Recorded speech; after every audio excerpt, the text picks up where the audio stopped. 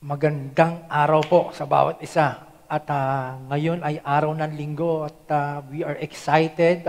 I'm sure that all of you who are watching right now are excited sa gagawin ng Panginoon. At alam ko po na itong araw na to ay tinalaga ng Panginoon para sa bawat isa sa atin. At before I share the Word of God, mga kapatid, tayo po ay manalangin muna sa araw pong ito.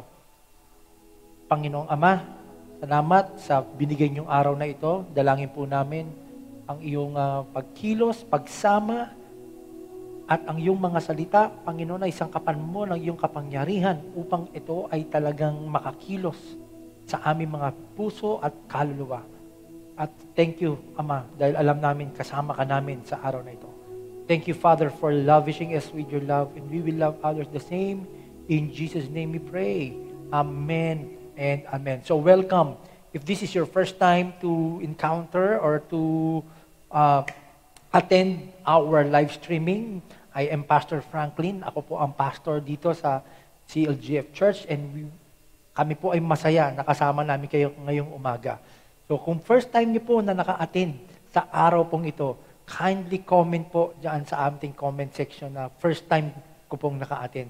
At kung kayo ay na-invite, pakilagay din po sa comment na ako po ay na-invite. So welcome po, CLGF Church. We don't promote religion, but we promote the kingdom of our Father in heaven. Yun po kasi ang dala ni Jesus when He came here on earth.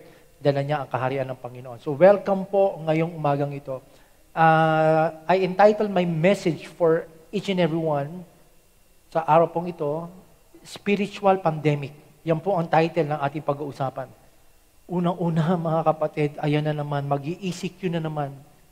We are expecting to have our physical gathering. I'm so excited na po to have our physical gathering because sabi nga po namin, by August, we will have our physical gathering. And all of a sudden, may lumabas na naman na bagong variant, Delta variant. Kaya grabe po ang pandemic sa mga katabi nating bansa sa Asia. Tinamaan na po ang mga ibang bansa ng grabing variant na ito. At ito po ay talagang matinding pandemic. Nakaka-alarma naman po talaga ang mga nangyayari, lalo na itong variant daw na ito ay pati mga bata ay talagang maapektuhan. Unlike dun sa unang virus. Pero syempre, patuloy tayo nananampalataya ng proteksyon ng Panginoong Ama upang tayo po lahat ay talagang maingatan sa sakit na ito at tayo mamaya mananalangin patungkol po sa proteksyon ng Panginoon. Ang physical pandemic, grabe po talaga ngayon sa buong mundo. Apektado ang buong bansa. Pero mas naaalarma po ako bilang pastor doon sa spiritual pandemic. Doon kasi ako naniniwala na marami nang nangyayari ngayon na mas malala kaysa sa pandemic, kundi yung spiritual pandemic. Maraming namamatay ngayon spiritually. Nanghihina spiritually. Yan ang mas nakakaalarma. Kasi po, alam nyo, ang mundo, masyado tayong nakafocus sa physical. That's why we are so affected pag mayroong mga lindol, pag mayroong mga tsunami, pag mayroong mga pandemic. People are so afraid because ang major focus ng karamihan ay more on physical. But if we will focus on our spiritual life, if we will allow God to really help us at tayo mismo magkakaroon ng desire na talagang lumago tayo spiritually. Alam niyo po, ano man darating sa ating mga buhay, hindi po ito masyado makaka-apekto sa atin dahil tayo ay spiritually fit. Sa panahon ng pandemic na ito, kailangan physically fit ka. Di ba? Hindi pa pwedeng mas mabilis tamaan niya, may mga bisyo, mas mabilis tamaan ngayon sa COVID, yung may mga sakit. Sa spiritual life, ganun din. Ang mabilis tamaan dyan, yung talagang may mga tama spiritually. Pag ikaw ay may tama spiritually, manghihina ka talaga. That's why we need to be physically fit. There's nothing wrong with that, but we need to be spiritually fit. So nakuha ko itong mga pointers natin doon sa tinatawag natin pandemic din. Alam niyo po, unang usong-uso ngayon, ako lagi ako may dalang alcohol, pang-sanitize, panlinis po ng mga marami, mga germs, mga mikrobyo na hindi natin nakikita. Pero may mas mahalaga dyan. Yan yung point number 1. Spiritual sanitation. Naku po, mga kapatid, maniwala pa kayo, mas matindi pa yan sa physical sanitation. Yan, hindi natin napapansin na marami ngayon sa buhay natin ng mga spiritual viruses, spiritual bacteria, na kung saan patuloy tayong kinakain ito. Okay? Spiritual sanitation. Tingnan niyo po ito mga kapatid. Magsimula tayo sa iba-ibang verses pa ang ating dadaanan ngayon. Hindi ako nakafocus sa isang chapter lang na kung saan minsan para makuha natin yung storya, tayo po ay tatalon sa iba't ibang verse. Pero ito po ay may kaugnayan sa bawat pointers na ating pag-uusapan. Dito po, mga kapatid, sa 1 Peter chapter 2:11, ito po yung verse na pinanggalingan ng, I know you're familiar with that verse now, you are a chosen generation, kausap mga Israel. A royal priesthood, a holy nation, who has called you out of darkness into His marvelous light. But of course, available na rin po naman talaga sa atin ang kingdom, hindi lang ito sa Israel, even yung salvation, available na yan pati sa atin mga Gentiles. Hindi lang po ito exclusive. But tayo ngayon ay kinuha na rin mula sa dilim. Alam naman po natin yan. So ito yung mga kinuha sa dilim. No? At sabi ni Peter sa kanyang mga sinulatan, sabi niya, my divinely loved friends, since you are resident, aliens, and foreigners in this world, I appeal to you to divorce yourselves from the evil desires that wage war within you. So ito pong sinasabi ni Peter po dito, no, mga kapatid. Una-una tayo daw yung mga alien. Parang di natin matanggap yan. Pag di mo naintindihan yung kingdom, medyo ma-offend ka. Hindi ako alien, ha? Legal ako dito. No. Spiritually, we are aliens and foreigners. But physically, of course, we are not aliens because we are Filipino citizens. But the Bible is telling us that we are aliens and foreigners because our spirit belongs from another world. Pinanganak tayo from above, from heaven. Kaya tayo ngayon ay mga foreigners po dito. At sinabi ng Bible, bilang mga foreigners and aliens, kumbaga hindi taga dito. Yun po ibig sabihin. Tayo ngayon ay nandito, physically, pero spiritual natin, hindi po taga dito. Okay, nag-ooperate lang tayo dito, pero galing tayo talaga, pinanganak tayo ang ating mga spirito sa kapangyarihan ng Santong Espiritu. At sinabi doon, divorce yourself. Alam mo po yung divorce, matindi po yan. Yan talagang hihiwalay ka na, wala nang balikan ito. Ibig sabihin, tayo daw po mga kapatid, ay humiwalay doon sa ating mga evil desires. Naggera po yan, nararanasan natin. Alam niyo na po, lalo ngayong pandemic, mayroon tayong mga evil desires. Hindi tayo evil, no? But there's this evil desires because of our sinful nature. Sa totoo lang, grabe immorality ngayon, lalo na ngayong pandemic. Matindi ang atake sa mga teenager, sa mga bata. Naku, bantayan niyo po inyong mga anak, sa mga cellphone, umaatake po ngayon yan. Yan ang malupit na pandemic.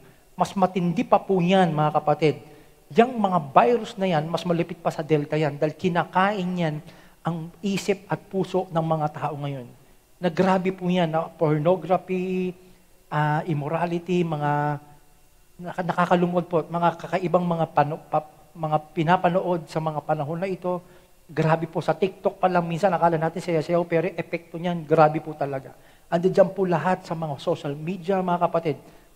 We have a battle po sa mga area po na yan. That's why, kung tayo po ay nabibiktima niyan, humingi po tayo ng tulong at biyaya sa ating Panginoon at magkaroon tayong spiritual sanitation. Kasi tayo ay mga anak na po ng Diyos. Ibig sabihin, pag tayo anak na ng Diyos at pinanganak sa Espiritu ng Diyos, meron tayong gera, but yung desire na yun, dapat mas tabunan po yan na kapangyarihan ng Espiritu ng Diyos na nasa atin. Sabi nga ng 1 John chapter 5, verse 18 to 21, sabi po dito, we know that no child of God keeps on sinning. The Son of God watches over him and the devil cannot get near him. We know that we belong to God, but the whole world is under the power of the devil. Kita niyo naman po yung kapangyarihan ni devil, kung saan siya yung nagpo-provoke, siya yung nagbibigay ng sa atin, ng idea, para yung mag-take advantage siya sa desire natin, dahil alam niya yung ating sinful nature. Kaya he will do his best to tempt us, talagang para pabaksakin tayo. We know God's Son has come. He has given us the understanding to know Him, who is the true God. We are joined together with the true God through His Son. Yan po yung sinasabi natin lagi na tayo ay na-reconnect, na-life connect. Because of His Son, we are joined together with God. Jesus Christ, He is the true and the life that lasts forever. My children, keep yourselves from false gods. So ito, mga binanggit po dito, lalo na yung kasalanan, na tayo daw po, yung mga anak na, kung tayo anak na ng Diyos, dapat hindi na natin desire, patuloy, gumawa ng mga kasalanan, ng mga spiritual na mga elemento na alam natin na hindi kinalulugod ng Panginoon. At ito pong idols dito, it refers anything, ito po yung lahat ng bagay na kung saan na nagiging hadlang po upang tayo ay maging malalim sa ating Panginoon. Ito po yung mga mas nauuna. Pag sinabi po kasi mga false gods, ito yung mga idols na hindi natin napapansin, hindi lang to rebulto, but these are the things na kung saan mas napapriority natin. Alam niyo po, napansin ko, during this pandemic, maraming tao, hindi naman po masama na talagang magbabless tayo and God wants for us to be blessed. Hindi rin po masama na mamasyal tayo, pumunta ng Amerika, sa ibang bansa, hindi rin po masama yan. Pero ito napansin ko, mas marami ng pandemic, imbis na mas tutok sila sa spiritual life nila, mas pinahahalagahan pa nila yung mga bagay na kung saan hindi naman yun ang kanilang priority. Yung trabaho, mas nauuna sa Diyos. Yung tao, mas nauuna sa Diyos. Yung career, mas nauuna sa Diyos. Anything na mas nauuna sa Diyos, alam naman po natin yan. Lagi po natin nasabi when it comes to false gods, these are the false gods. Hindi lang po ito tao. Ito po yung mga bagay. Kahit na anong bagay, pwedeng tao o pwedeng yung mga ginagawa natin na mas nauuna kaysa sa Diyos, mga kapatid. Unang-una, all of us, biktima tayo ng mga kasalanan. We are not accepted. Even the pastors are not exempted. Sa isip, salita, sa lahat po, talagang battle tayo sa kasalanan. That's why we need to have a spiritual sanitation. From time to time, we need to check ourselves. Sasabihin natin, Panginoon, kamusta na ba? Dapat alam mo kung ano ang situation mo. Hindi pwede maging ganun ka. Pag ikaw ay nasa Diyos na, dapat alam mo yan, nagpapalinis ka sa Panginoon. Kung yung kamay mo nga, mayat-maya, spray ka ng spray. Diba? Alam nyo po, sa sintindi ng pandemic, pati yung pera, ini-sprayan, pati lahat, ini-sprayan eh. Ang tindi po, minsan yan, di mo alam, parang parang garden na yung dating eh. Alam mo yun, yung puro wisik-wisik na tayo. Kasi gusto natin malinis, mas-sanitize. How much more dapat sa ating mga puso at ating mga spirito at kaluluwa, dapat nasasanitize din natin. Unang-una, huwag dapat natin ma-enjoy yung kasalanan, mga kapatid. Huwag tayong manatili dyan. Unang-una tayo ay mga born-again believer, tayo ay mga taga-kingdom ng Panginoon. Tayo ay nagkakamali pa rin. Aminin na po natin sa ating sarili na tayo nagkakamali. Yun po yung sinabi sa 1 John chapter 1, verse 8-9. Sabi dito, if we say we have no sin, we deceive ourselves and the truth is not in us.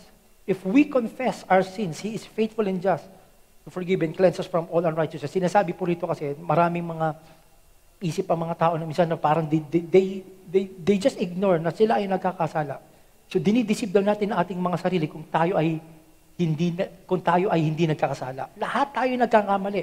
Hindi natin pwedeng sabihin hindi tayo nagkamali. Hindi man yan adultery, hindi man yan immorality, hindi man pagda-drug lord yan, but ang daming bagay na kung saan tayo ay nagkakasala pa rin.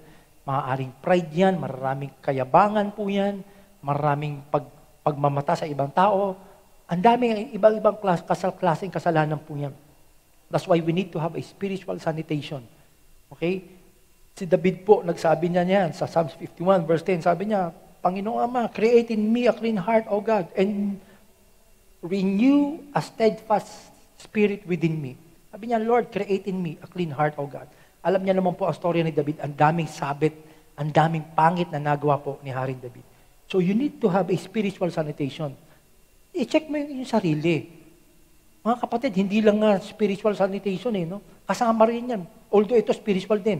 Yung mga nasa mga laptop, mga itago, i-surrender nyo na yan. Yung mga nakatago sa cellphone, i-sanitize nyo na yan. No? Yung mga kung ano yung mga secret nyo dyan, i-sanitize nyo na yan, mga kapatid. Maniwala pa kayo, mas matindi pa po yan sa physical pandemic. Maniwala pa kayo. Mas matindi pa yan sa Delta virus. Dahil yung Delta, ang kinakain lang yan, physical. Pero yung mga bagay na yan, kinakain ka yan spiritually. Hindi mo napapansin. Kaya nawawala na yung gana mo sa paglilingkod. Nawawala na yung excitement mo. Kasi there are things in your life, sin, mga hidden sin, that we need to be sanitized by the power of confession and of course, by the power of the Holy Spirit. At dito po sa spiritual pandemic, maraming nanghihina ngayon. Yung mga spiritual immune system, nanghihina na. Okay, kaya ito yun, number 2. Sa spiritual pandemic, strengthening your spiritual immune system. Number 2 point. Kailangan palakasin mo yung immune system ng spiritual life mo, nanghihina na. Napansin mo, ito, balik-balikan na naman po natin ito, mga kapatid, mga ka-CLGF. Nako, huwag niyo pong baliwalain ito. Bigyan po natin ito ng halaga. Ito dapat talaga ulit-ulitin ito. Hindi ka mabubuhay, mga kapatid. Kung ikaw ay physically, if you want to have a physically fit life, no ba? Lalo na ngayon, pag may virus, kailangan daw mga masustansyang pagkain ang kinakain natin. Eat healthy foods because it helps to boost your immune system. Ganun din sa spiritual life. You need to have a spiritual food. Yan po yung Bible. Yan po yung salita ng Panginoon. Mga kapatid, mamamatay ang spiritual life mo. Pag hindi ka nagbasa, wag po tayong dumipende doon sa Sunday. Hindi ubre yun. Wag po tayong dumipende doon sa soaking night lang. Hindi po. It is not enough. Nakakatulong po yan. Wag po tayong dumipende doon sa Life Connect lang, nagpipreach, nakikinig lang tayo. Pastor, faith comes by hearing and hearing by the word of Christ. And ganyan po tayo, ang hilig natin sa hearing and hearing. Pero sinabi rin ng Bible, mag-read din tayo, hindi lang tayo puro hearing. Unang-una, pag nakinig ka doon sa maganda lang magsalita, pero laso na pala, mayayari ka talaga. Kaya mga kapatid, para lumakas ang inyong spiritual life, kailangan nyo ng spiritual food. Kailangan mismo kayo nagbubukas ng Bible, binabasa nyo ito, inuunawa nyo ito, at pag meron kayong katanungan na hindi nyo naiintindihan, pwede nyo kaming i-message. Ano ba ibig sabihin itong verse na ito? So, you are welcome. Basta usapang pangkaharian, usapang salitaan ng Diyos. Naku po, available kami. Mga kapatid, you need to have a spiritual food. Mga kapatid, spiritual pandemic, mas nakakatakot yan, I'm telling you. Okay? Mamamatay ka sa virus. Pero mas nakakamatay yung talagang yung spiritual life mo nanghihina. Kaya nga, tingnan niyo po, merong isang tao sa Bible, ha? Ito, iniwan na ng pamilya, iniwan na ng mga anak, iniwan na ng mga kaibigan, nawalan ng bahay. Matinding sakuna nangyari sa kanya. Matinding sakit pa nangyari po sa kanya, pero hindi matibag. Sabi niya, kahit kailan hindi ako bibitiw sa Diyos. Bakit? Alam niyo, isa sa mga sekreto nitong tao nito, at ito po ay si Job. Isa sa mga sekreto ni Job, hindi umaalis sa salita ng Diyos eh. Ang lakas ng spiritual life eh. Yung physical, warak-warak na oh. Pero yung spiritual, ang lakas. Tignan niyo po ang sabi ni Job. Job 23:12, I have not departed from the commandment of his lips. I have treasured the words of his mouth more than my portion of food. Ayan. Naka-focus siya sa spiritual eh, hindi sa physical. Kaya kung susumahin mo, ano mas nakakatakot? Yung spiritual pandemic o yung physical pandemic na nangyari? Mas nakakatakot yung spiritual pandemic. Sa totoo lang mga kapatid, kung ikaw ay spiritual mag-isip, mas kakabahan kayo pag nanghihina ng spiritual life mo eh. Diba? Ano yung mo ngayon? Ang lakas ng anak katawan mo. Grabe, mala Samson ka naman. Mala Samson ka nga. Grabe, sabihin mo na, the strongest person. Pero yung spiritual life mo naman nanghihina. Unang-una, pag namatay ka, yung physical na katawan mo, magiging alikabok eh. Yung spirit ang kailangan, dapat natin pahalagahan, mga kapatid. Bigyan po natin ng halaga to spiritual pandemic bago pa nagkaroon ng physical pandemic. Itong spiritual pandemic, laganap na po ito. Wala pang mga Delta, wala pang mga COVID, laganap na po ang spiritual pandemic na hindi natin napapansin, pinapatay mga apoy natin. Wala na spiritually, hindi na tayo ganado, wala na tayong gana magmanalangin, wala na tayong gana mag-Great Commission, wala na tayong gana mag-share ng gospel, na wala na lahat. Eh kasi nga, spiritually fit, spiritually may sakit eh. Ikaw nga pag may physical sickness ka, hindi ka rin makagawa, hindi ka rin makakilos ng maayos. Hindi mo magawa yung gusto mo. Di ba lahat na may mga problem, physically, ganun din. Ano sabi ni Jeremiah? Hindi lang si Job nagsabi niya, pati si Jeremiah. Sabi ni Jeremiah, your words were found and I ate them. Grabe. And your words became to me a joy and delight of my heart. For I am called by your name, O Lord God of hosts. Sabi niya, your words were found and I ate them. And your words became to me a joy and delight. Yung salita daw ng Diyos, grabe, ang lakas ng impact sa kanya, no? Nagbibigay daw ng ligaya sa kanya. Samantalang sa mga tao ngayon, iniiwasan yung Bible, yung paggising, hindi napapansin yung salita ng Panginoon, hindi na nagiging joy, nagiging obligasyon. That's why my prayer as a pastor that all of us, we will encounter the presence of God. Talaga mag-manifest ang presence ng Panginoon. Yung talaga magkaroon tayo ng experience na matindi sa Holy Spirit because once you encounter the power of the Holy Spirit, yung pagbabasa ng Bible, it will become natural. Ang hirap talaga pag hindi kumilos ang Holy Spirit. That's why that is my prayer for you, all of you later on. So you need, if you want your spiritual immune system na talaga lumakas ito, you need spiritual food. Ganon din. Sa physical life, hindi ka lang pagkain, kundi may exercise din. Grabe, nagbibigay. Malaking tulong sa pandemic yan. Sabi ng mga doktor, wag lang healthy food, you need to exercise. Same thing in your spiritual life. You need to have a spiritual exercise. Exercise mo. Yung spiritual life, hindi puro physical. Ito kita niyo po, galing to sa spiritual book, Bible. Galing na mismo sa Bible ito. Sa Bible na mismo nagsabi, ako po nag-exercise ako. Kasi po, yan ang aking maintenance. Ayoko uminom ng gamot pang high blood as much as possible. Ayoko uminom ng mga gamot muna. Kaya I'm trying my best to be physically fit. Of course, hindi naman natin pinababayaan yung ating spiritual life. Every morning, nagpe-pray pa din. Hindi pwedeng mawala yan. Hindi po ako mabubuhay na hindi nananalangin pag-isip. The moment I open my eyes, talagang si Lord na agad ang kinakausap ko at nagbabasa na ako ng mga kanyang mga salita upang magbigay ito preparation sa aking buhay. And then, yung physical life ko naman, aasikasuhin ko na yan in the afternoon. Okay? Siyempre, mahirap naman yung ma-high blood ka, ma-stroke ka, hindi ka na makakapag-preach, hindi na ka makakapunta dito. Alam mo yun, yung physically fit, hindi ka makakasabi na, 3 floor to paano maakitin to kung hindi ka physically fit? That's why, parehong mahalaga yan. Pero mas mahalaga, yung spiritually fit ka at spiritually, na-access mo yung spiritual life mo. Tingnan niyo po ito, sabi sa 1 Timothy 4:8, mga kapatid, for physical training is some of value, but godliness, ito po yung spiritual training. Yung godliness ay spiritual training daw po yan.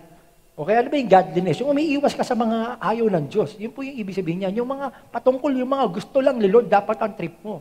Okay, pag hindi trip ni Lord, dapat hindi mo rin trip. Yun ang ibig sabihin ng spiritual exercise. Ay, tama, spiritual exercise. Sabi rito, but godliness, spiritual training is of value in everything and in every way, since it holds promise for the present life and for the life to come. Ganun pala katindi. Kasi yung physical training, okay, kung tutuusin, hanggang dito lang yan sa present life. But yung spiritual training, hindi lang sa present life, but for also dun sa life to come. Ganun pala katindi. Pag ini-exercise mo, yung talagang magpipigil ka sa sarili. So, alam niyo po ang context nito kasi 1 Timothy 4:8 na ito. Training for godliness and training para sa mga false teachers. Yan po ang context po niyan. So talagang maraming bagay sa mundo na pwede maka-apekto sa ating relationship. You need to train yourself. You need to have self-control upang magawa mo kalooban ng Diyos. But at the same time, ang usapan po dito ay yung mga spiritual junk food. Ito po yung mga false teaching na lumalabas. At katulad po ngayon sa panahon ng pandemic, ang daming mga false teaching. Yung mga tinatawag natin mga abuse grace, yung mga radical grace na kung saan basta may grace, gawin mo lahat ng kalokohan, tuloy-tuloy lang. Yan po yung tinatawag natin mga abuse grace. Ina-abuse yung grace, perverted grace, yung binabaliktad yung grace Hindi naiintindihan yung grace. Ang grace po, tinutulungan tayo yan para magawa yung godliness. Matrain tayo. Yan ang bibiyaya. Yan ang tamang teaching. Hindi ka tinitrain para gumawa ng kalokohan, but tinitrain ka para ikaw ay humiwalay. Para ikaw ay imbis na maging worldly, maging holy ka. Alam niyo po, pag ikaw ay tagakaharian, dapat ikaw ay holy. Holy is not perfection. Ito po ay set apart. Sinet apart ka from worldly life to holy life, to kingdom life. Yan po ang ibig sabihin niyan. At ang concern ni Paul dito, in-instructan niya si Timothy, mag-ingat kayo sa mga junk foods, yung mga spiritual food na hindi naman healthy. Naku, ang dami na ngayon sa internet niyan. Naku, ang gagaling pa naman. Siyempre po, mga kapatid, pag hindi ka masyado familiar sa Word of God, makukuha ka agad. Kasi ang gagaling mag-English Yun po grabe yung talagang mga grammar nila, perfect talaga. Pero dinideceive ka na pala. Merong isang malupit na preacher ngayon na hindi ko na lang siyempre sasabihin ng pangalan, na pero very famous, nagsasalita rin sa radyo. Sabi niya, tapos na raw ang rapture. Biro niyo po yun. Tapos na raw ang rapture, nung unang dating ni Jesus, yun na daw ang second coming. At yung sa Matthew 24:14 na sinabi ron, and this gospel of the kingdom shall be preached and the end will come. Di ba? Sa kanya, hindi future yon. The end will come, the end of religious system during that time. Ang layo. Kasi yung Matthew 24, Matthew 25, eschatology book yan. It refers to the future. Meron maiiwan, meron kukunin, at judgment day. So, paano yan naging, doon pa lang, grabe naman, doon pa lang, kitang-kita na natin yung future and direction ng context ng Matthew 24, 25. Samantala, itong preacher na ito, ang talino pa naman, ang galing pa naman. Ang sinasabi niya, mali daw yun. Yan ay mga spiritually junk. Tandaan niyo po to. Any spiritual food na walang truth, it will not make our spiritual healthy. Any spiritual food, kahit masarap pa pakinggan yan, listen to me, church. Kahit masarap pa pakinggan yan, pag yan ay taliwas, yan ay perverted, yan ay tinwist at pinilit, mga kapatid, it will not, talagang hindi magbibigay ng ng kalakasan sa ating spiritual life. Okay? Kaya, ganyan po katindihan. Parang, alam niyo po, yung mga teaching, mga preaching ngayon na masarap pakinggan pero walang katotohanan, parang ganito yan eh. Para ang kumain ng repolyo na plastic. Ganun po. Kasi hindi naman totoo eh. Pero yung truth sa physical, para ang kumain ng repolyo na galing sa Baguio. Talaga may benefits sa iyan. Pero yung isa, wala yun. Kahit na English pa sinabi nun, pag kinain ng spiritual life mo yan, yung plastic na yun, ganun ka rin, hypocrisy labas mo, magiging plastic ka rin. Bakit? Walang truth yung pinrich eh. Tapos ikaw naman kain ka ng kain. Kaya hindi ka yung spiritual exercise mo, spiritual training mo, pumapalpak. Kasi yung mga teaching na mga masasarap lang pakinggan, di ba, alam nyo na, grabe ngayon, lalo na ngayon, mag-iingat po tayo, mga ka-CLGF, dahil walang building ngayon, walang mga physical gathering, kaya patindihan ng video, palupitan ng mga presentation, palupitan ng mga branding, ng mga pastor, patindihan. Siyempre, pag tayo naman nanood, doon tayo mas malinaw yung video nun ah. Mas matindi English nun ah. Pero, hindi wala naman sa truth, yun ang delikado. Doon na ako sa medyo malabo video, at hindi ganun kaganda audio, tama naman yung pagkain. Sige, mamili ka. Kumain ka sa 5-star hotel, pero lason, o kumain ka sa turo-turo, pero healthy. Parang ganun lang yan eh. That's why, mga kapatid, siyempre iba rin naman yung magandang video, magandang audio, tapos maganda pa yung pagkain. Only in CLGF. Only in CLGF. Kasi po dito, hindi tayo nagbubulahan po dito. Sa totoo lang, takot po kami dito magturo ng alanganin. Nag-uusap kami mga pastor po dito, hindi basta kami tira ng tira lang po dito. Kasi po, pag kami nag-release ng mga word of God sa inyo, dapat may epekto po sa inyong mga buhay. Mga junk food, spiritual food, ang dami sa internet niyan. Okay, yung mga katuruan na pwede na mag-asawa ang babae sa babae, lalaki sa lalaki, at pwede na yung iwan mo yung asawa mo, magsama kayo, may grace ang Panginoon. Mga maling teaching po yan. Wala po sa katotohanan yan. Mga kapatid, we need to be exercise. We need to exercise self-control, doing the will of God, godliness. Amen. Yes to godliness, no to worldliness. Ganon. We need to have, ganun tayo. Yes to godliness and no to worldliness. Yan. Natitrain mo yung spiritual life mo. Di ba? Ganun po yan. Parang gym lang yan. Iingat ka sa mga kinakain mo. No to crispy pata and yes to salad and to grilled chicken. Ganun yun. Sa physical, sa spiritual, ganun din. Sabi mo sa katabi mo, umayos-ayos ka. Okay? Tinan niyo po ito. 2 Peter 1-5. Okay? It speaks about, to give you the context, yan na, tinitindihan, hindi Pastor Frank, nag-i-English, to give you the context of the 2 Peter chapter 1, verse 5, to give the context. Ang context po nito is about integrity and being faithful to God. Yan po ang context niyan. Yan, yung magiging masunurin natin at pagiging faithful kay God, even though wala nakakakita, ginagawa natin yung gusto niya.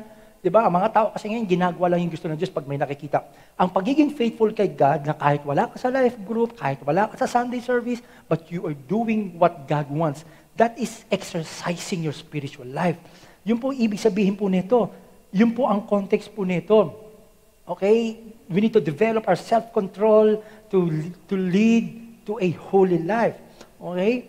Yun po yan. 2 Peter, of course, isang verse lang. Kasi para makita niyo. Pero at least binigyan ko kayo ng context sa 2 Peter. Pag sinabi pong context, mga kapatid, Yung pag nagbasa ka ng isang verse, dapat kunin mo yung buong storya bago sinabi yun at yung mga sumunod upang maunawaan mo kung bakit sinabi yun. Yun po ang konteksto na tinatawag natin. Okay, sabi po dito sa verse 5, "For this very reason, applying your diligence to the divine promises, make every effort in exercising your faith to develop moral excellence." Hallelujah. Buhay ito. And in moral excellence, knowledge, insight, and understanding. Okay? Ang ganda ng sinabi, no? Make every effort. Dapat may effort ka. Yeah, Pastor Frank, akala ko ba namatay na si Jesus? Para wala tayong effort. Sa salvation, yes. But dito sa buhay po natin, may gera pa rin. Okay, may gera pa rin. That's why we need to make an effort. Alang-alang may gera ka, tapos wala kang effort. Saan ka naman nakikita ng gera? Na pitik-pitik ka lang, di ba? The war is really happening spiritually. So that's why mga kapatid, kailangan ma-exercise natin. Okay, yung ating pagiging tapat sa Diyos. At yung mga pangako ng Panginoon talagang pagsumikapan natin na talagang panghawakan po natin. You need to strengthen your spiritual immune system. Spiritual pandemic number 3. You need spiritual vaccine. Yan ang matindi, mga kapatid. Kailangan mong panlaban sa mga spiritual virus. We need spiritual vaccines against spiritual viruses that the enemy attacks us. Alam niyo po, panay research ko, mga kapatid, minamahal mga katigas CLJF. Panay ang research ko sa mga virus. Sabi sa TV Patrol, mga minamahal, ni Julius Babaw, kausap niya, sabi niya nung doktora, bukod sa vaccine, magpasalamat tayo dahil meron tayong antibodies. At meron pa siyang sinabi, bukod sa antibodies, yung antibodies pala, sa labas lang yan ng ating ewan ko. Tama to Siyempre hindi ako doktor. Ayon lang sa pakikinig ko to. Sabi niya, sa labas daw yan ng ating mga cells Parang gano'n, sabi niya. Pero bukod sa antibodies, meron pa tayong mga sundalo sa loob, sabi ng doktor, na panlaban. Bukod sa antibodies natin, meron pa tayong panlaban. Ang galing ng Diyos May panlaban pa sa loob para labanan, i-combat lahat ng mga masasamang mga virus na po na yan. Sa spiritual, ganun din. Ang dami nating atake, ang dami umaatake sa atin, dapat may pang-combat tayo, dapat may panglaban tayo. Hindi pa pwedeng tanggap tayo kay Satan. Pag sinabi ni Satan, buksan mo si Pornhub, yes, Satan. Hindi pa pwedeng pag sinabi ni Satan, maggalit ka sa tao, yes, Satan. Hindi pa pwedeng ganun. Pag sinabi na naman ni Satanas na talagang yung kingdom na yan ay hindi kay Jesus, talaga ba, Satan? Ganun tayo. Bilis natin maniwala kay Satan Kaya kailangan natin mga panlaban dyan, mga spiritual vaccination. Kailangan natin panlaban dyan. Kita niyo po ito. Ephesians chapter 6 verse 10. Last of all, sabi ni Paul, I want to remind you that your strength must come from the Lord's mighty power within you. Holy Spirit po yan. Okay, sabi niya, kailangan nyo ang kapangyarihan ng Diyos mula sa kanyang kapangyarihan sa inyong mga kalooban. At ito yung mga antibodies. Ito yung spiritual warfare natin. In every battle, ito yung kailangan mo. Faith, okay, around your shield, for it is able to distinguish the blazing arrows coming at you from the evil one. Ito yung evil one, spiritual virus yan, yung mga yan. Okay? Mas matindi ba sa Delta yan? Kasi bakit po? Sila rin ang gumagamit ng Delta Ito na. Embrace the power of salvation. Yan yung mga weapon mo. Helmet to protect your thoughts from lies. Okay? And the mighty razor sharp, the word of God. Panlaban mo yan. Yung mga spiritual vaccine natin yan. Spoken word of God. Pray passionately. Dapat nananalangin kayo mga kapatid. Ngayon, ECQ. Ewan ko na lang, hindi pa kayo manalangin. Alam niyo, minsan inaalaw din ni Lord talaga ng ECQ nito Para masolo tayo Kasi ang gusto natin gumala.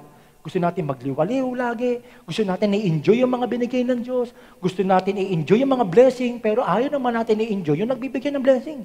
Ayan ang problema ng maraming tao. Gusto pumunta sa Mars, pumunta sa Pluto. Lahat na lang ng lugar gustong puntahan. Sige, walang masama dyan. Pero make sure, puntahan mo presensya ng Panginoon. Kasi questionable yan. Kung nag-i-enjoy ko sa beach ng 30 minutes, pero hindi ka nag-i-enjoy kay God ng 5 minutes, may problema. Napatahimik ako, no? But pag ako tumahimik, ibig sabihin, dapat magising ka na. Oo, ikaw ang kausap ko, kapatid. Kung mas na-i-enjoy mo yung mga physical at hindi mo na-enjoy yung spiritual, there's something wrong. Dapat ma-alarm ka. Dapat ma-alarma tayo. Kasi may problema na tayo spiritually.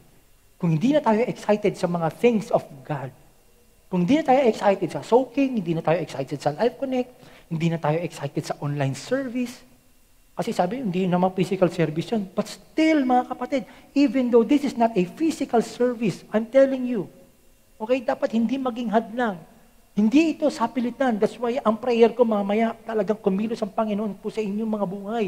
So, kailangan nyo po itong mga panlaban na ito. Sabi dito, pray passionately in the Spirit as you constantly intercede with every form of prayer at all times. Pray the blessings of God upon all His believers. These are the spiritual antibodies. Mga panlaban po natin yan.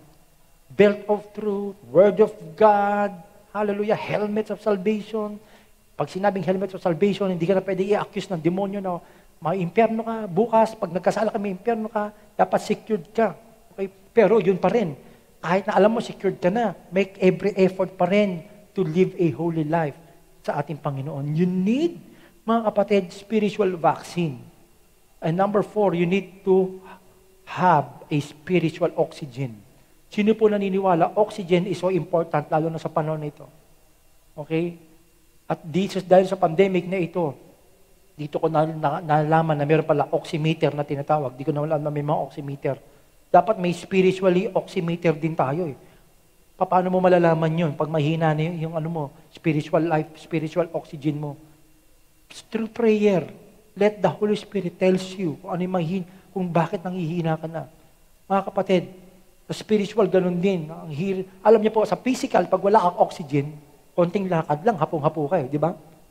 Yung mga may COVID, balita ko dun sa mga may COVID na kulang sa oxygen, konting lakad lang daw.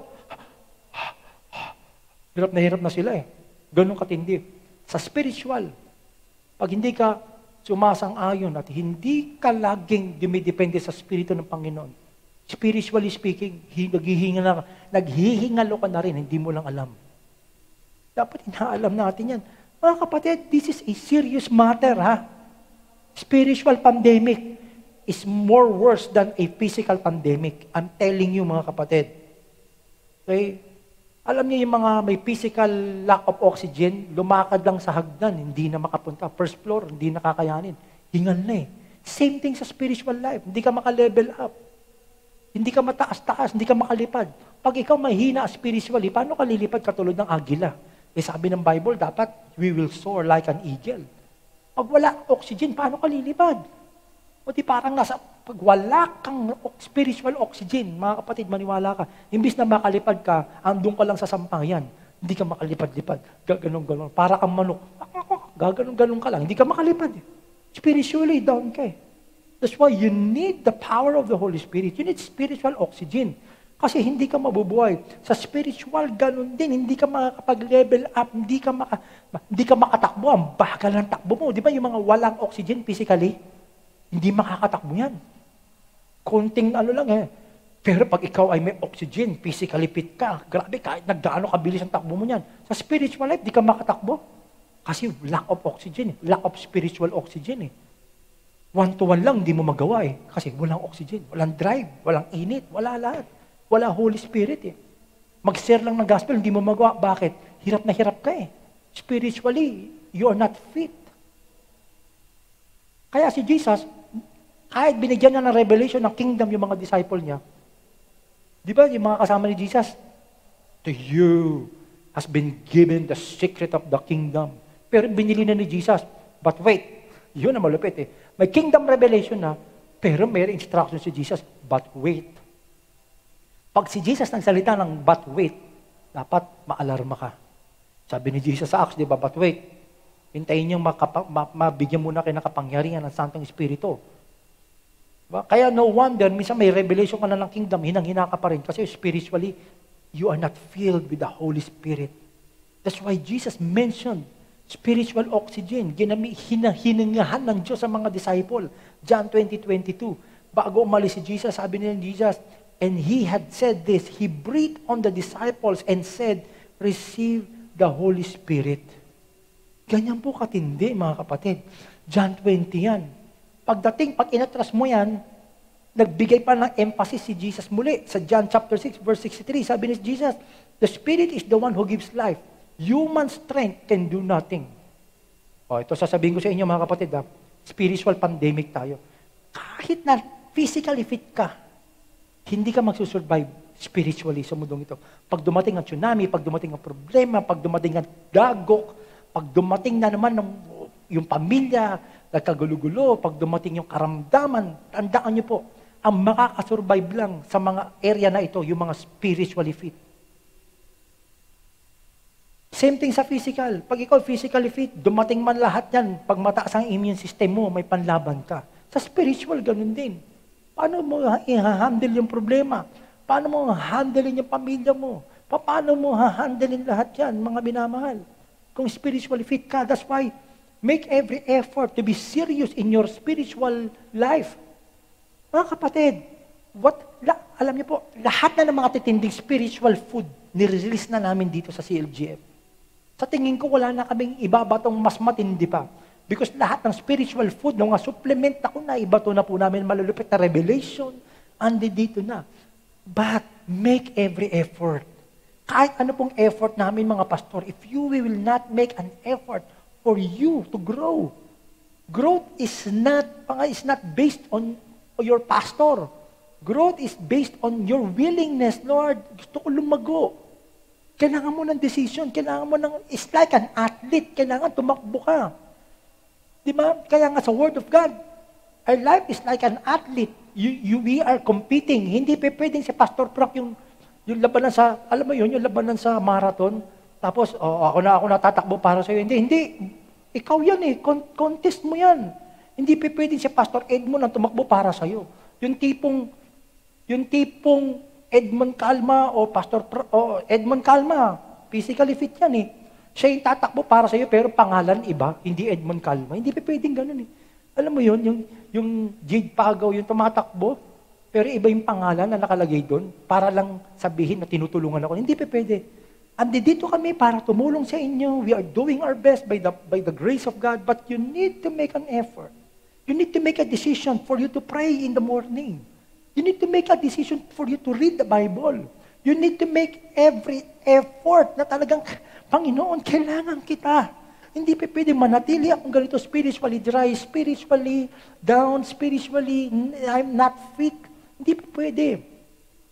Sinabi na ng Bible, okay yung exercise physically, okay yan, lahat maging healthy. But we need to be spiritually healthy, lalo na ngayon sa spiritual pandemic na nangyayari.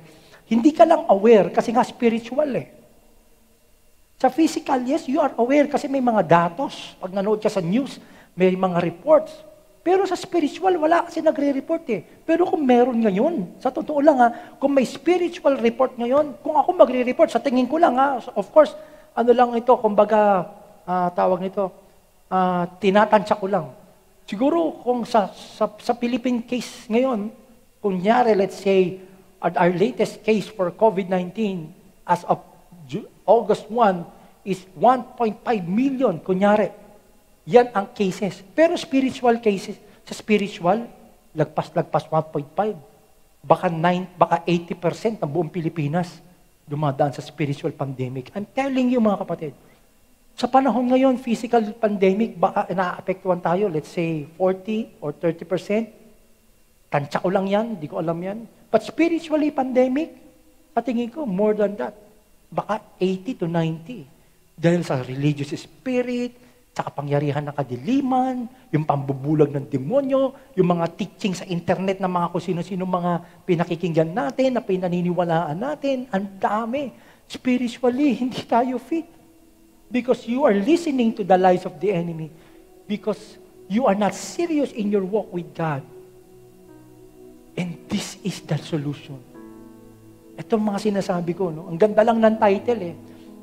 Actually, dito sa CLGF, mga title namin, mga palamuti lang yan. Ika nga ni Pastor Edmond. Galing kay Pastor Edmond yan. Pag nagsisharing kami yan eh. Pag nagme-mission. Sabi ko ngayon, pagandahan ng title. Okay? Ang nagpapa-attract na yung title. Nawawala na yung Word of God. But of course, hindi naman kami pwedeng hindi sumabay sa mga nangyayari, mga pagandahan ng title, catchy-catchy. Kasi siyempre yung spiritual understanding ng maraming tao, hindi naman ganun katulad namin. Unlike nung 70s and 80s, wala naman mga title. Isa lang ang title. Pag nagpe-preach ang mga pastor ng araw, isa lang. Ano yun? Let us open our Bibles. Grabe, yun lang ang title. And then, simple lang. Let us open our Bibles. Babasahin yung Bible. Experience niya doon sa Bible. Application sa Bible. At yung resulta ng Bible. Yun lang. May nangyayari.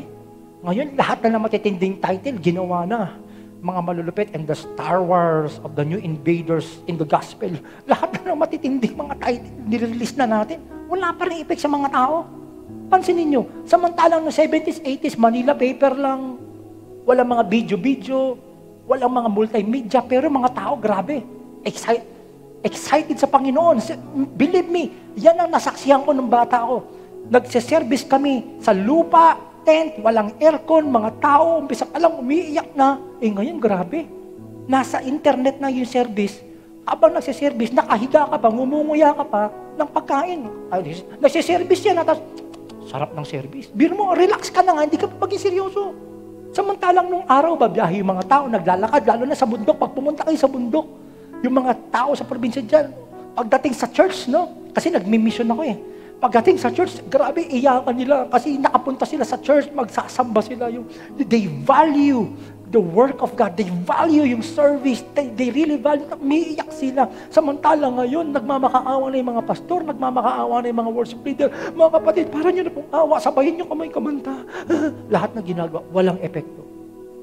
There is problem, spiritual pandemic. We need to wake up. Brothers and sisters, we need to wake up. Pag oras na ng gawain, be excited. Pag oras na ng soaking night, priority, ituro nyo na sa mga anak nyo. Ngayon pa lang na, pahalagahan natin ang spiritual life natin. Kasi masyado tayo nakafocus doon sa physical. Kaya nga si Jesus, when He came here on earth, sinif niya yung focus sa physical, papuntang spiritual. Kaya sabi ni Jesus, huwag kayo mag-abala sa inyo mga kakainin, mga dadamitin, mga physical. But seek ye first the kingdom of God, spiritual. Doon siya, nung nagpakain siya ng 5,000 tao, sabi ni Jesus, pinakain niya 5,000, hindi madamo si Jesus. Pero after nun, sabi ni Jesus, there is more important than the bread that you eat. And then sabi ni Jesus, I am the true bread of heaven. Sinip niya sa spiritual. Mga kapatid, it is time for us to shift on spiritual matters rather than physical matters. Mas pahalaga natin mga spiritual. Kaya kailangan mo ng number 5. This is the last. Sa COVID, pag may sakit ka, you need a physical doctor. Sa spiritual, you need a spiritual doctor. And this is the last. Pag wala kang doktor sa physical, may kalalagyan ka. Sa spiritual, wala din. And the only one doctor in the Bible is none other than our Lord Jesus Christ. It's not, hindi yung mga religious leaders, hindi yung mga names na narinig nyo sa TV. Meron na namang isang pastor ngayon na sarap pikutin yung tenga. Kailangan nyo rin pumirma. Ano yun, Pastor Edmond? Kailangan pumirma. Kailangan nyo rin mag-register sa August, sa December. Kailangan nyo rin mag-register sa December or else hindi kayo maliligtas. Ito, ang sarap tuktukan eh. Junk, spiritually junk. Walang ibang paraan sa buhay natin kundi si Jesus Christ. Hindi si SP, hindi si pastor, kung sino mang pastor, walang kakayanan lahat. Isa lang ang pinagkatiwalaan ng Diyos sa lupa na maging spiritual doctor for all our sins, for all our mistakes, sa lahat ng kapalpakan natin. Isa lang ang spiritual doctor, and that is our Lord Jesus Christ. He is the legit doctor that will help us on our struggles, doon sa yung mga spiritual junk, doon sa mga binasa ko kanina, katulad ng mga hidden sin po natin, mga kapatid, na mga talagang alam natin na nag-i-struggle po tayo dyan, na kailangan natin ng spiritual sanitation. Lahat po niyan, susi dyan, Jesus Christ. Jesus will help us. Just acknowledge na meron kang spiritual sickness. Ang problema kasi, pag hindi mo in-acknowledge na meron kang spiritual sickness, He will not be your true doctor. Siya na mismo nagsabi, kung feeling mo, hindi mo kailangan ng spiritual doctor, hindi kita pipilitin. Yun ang sinabi ni Jesus dito sa Mark chapter 2. This is our last verse. Jesus heard them and answered, Healthy people, yun. These healthy people, they thought that they are healthy people. Kasi masyado silang nakatingin sa kabaitan nila, pero may mga palpak din. Hindi sila aware na meron silang problem. Sabi ni Jesus, healthy people don't need a doctor, but sick people do. I didn't come to invite good people to be my followers. I came to invite sinners. That's why kung feeling mo, hindi ka nagkakamali. Gaya na sinabi ko kanina sa 1 John, niloloko mo sarili mo kung feeling mo hindi ka nagkakamali. You need spiritual confession, you need to come to God. Ito yung moment na lumalapit tayo sa Diyos. At pwede ba, mga ka-CLGF, pag Sunday naman po, talagang maging excited po tayo because you are encountering our Father in heaven through the Holy Spirit. That's why kung feeling mo, biktima ka ngayon ng spiritual pandemic, this is the right time. This is the best time to come to the best doctor, and that is our Lord Jesus Christ. And as a pastor, ayoko makita na ang mga kasama natin dito sa CLGF ay merong mga spiritual pandemic na pinagdadaanan. Ang church ay hindi para sa mga perfect. Ang church ay sa mga may sakit spiritually. Kung ikaw ay victim ng spiritual pandemic, at alam mo sa sarili mo na spiritually, wala ako eh. Spiritual life ko, wala, durog eh. Spiritual life ko, wala, kain eh. Wala na akong gana mag-pray, wala na akong gana mag-share ng gospel. Mga kapatid, lahat po sa CLGF, well-provided po. Dito po sa ating church, well-provided ang pangangailangan ng lahat ng tao. Bakit? May gospel of the kingdom, may power of the Holy Spirit, mayroon tayong relationship sa Father na life connect ka na, may life group ka pa. Tapos, alam mo pang mahal ka ni Jesus. Tapos, may Pastor SP ka pa. Na cute. Hanggang cute lang. Mga kapatid, kumpleto na tayo dito. Meron tayong mga anointed, mga pastors, young pastors. Kumpleto na. Yung gospel, alam na natin. Kailangan na lang natin ay maging seryoso at lumapit sa Panginoon. Mga kapatid, tayo po'y manalangin. Thank you, Father, O God, today, O Lord, this day, salamat sa araw ng linggo na ito. Father God, actually, ang araw naman patungkol sa iyo, hindi lang every Sunday, but every day is your day, O God. Nagkataon lang na hindi busy mga tao pag Sunday, wala mga trabaho, kaya nagtitipon ang marami tuwing linggo. Father in heaven, those people who are experiencing spiritual pandemic, mas matindi pa to sa physical pandemic, Lord, I pray that they will realize the importance of being spiritually fit in your kingdom. Father, we open our hearts to you. Father God, we open everything to you. We confess everything to you. All our struggles, hidden sins. Father God, mga maling, mga motibo, mga pangit na mga pag-uugali, wrong agenda. Lord, sumasalungat sa gusto mo. Lord, we are opening everything to you. And Father, Jesus, you're the best doctor. We need your healing. Even though this is a live streaming, Lord, but your power, Lord God, still available upang tulungan kami, Panginoon. Darating na naman ang ECQ. Panginoon Diyos, nawa may natutunan kami. Kung hindi kami lumago nung unang ECQ, nawa itong ECQ na ito na darating, Panginoon. May maging way ito. God, you allowed these things, itong mga ECQ na ito, so that we can give all our time to you. So we can have time for you. Because of sobrang busy namin, di namin napapansin, nakafocus kami sa mga physical, internal, sa external, but yung internal namin, which is our spiritual life, Lord, sablay kami dito. Pero Panginoon, bayayaan niyo po ang buong CLGF. Tulungan niyo po ang buong CLGF. Na Lord, na talaga maging aware kami dun sa halaga ng aming mga spiritual life. Father God, salamat sa pagmamahal mo. Salamat sa biyaya mo. Pinupuri ka namin, Panginoon, at nawa gamitin mo ang CLGF Church so that many people will discover and will understand your kingdom here on earth. And Holy Spirit, I pray, Lord, those people who have struggles, those people, Lord, na talaga nangihina spiritually, Panginoon, palakasin mo kami. Lord, kung wala kaming gana magbasa ng salita mo, Panginoon, tulungan niyo po kami dito sa area na ito. Panginoon, kung hindi kami sabik sa'yo, Lord, paramdam mo ang iyong pag-ibig muli. Yakapin mo kami muli. At iparealize mo, Panginoon, ikaw lang talaga ang makakasatisfy. Thank you, Father, for lavishing us with your love, and we will love others the same way you love us. In the name of your Son, Jesus Christ. Amen and amen. So have a blessed week, mga kapatid. Don't forget, na-announce na kanina, pero ulitin ko, Soaking Night and Live Connect, and we will have our new series on Sunday. The title of our series ay, grabe, tingnan nyo na lang sa Facebook. Para ma-surprise kayo, ayoko munang sabihin. Okay, gusto kong talagang ma-excite kayo sa series na ito. So, ilalabas yan sa ating Instagram at sa Facebook. So, be excited for our new series. Okay? Talagang sinususpense ko kayo. God bless everyone.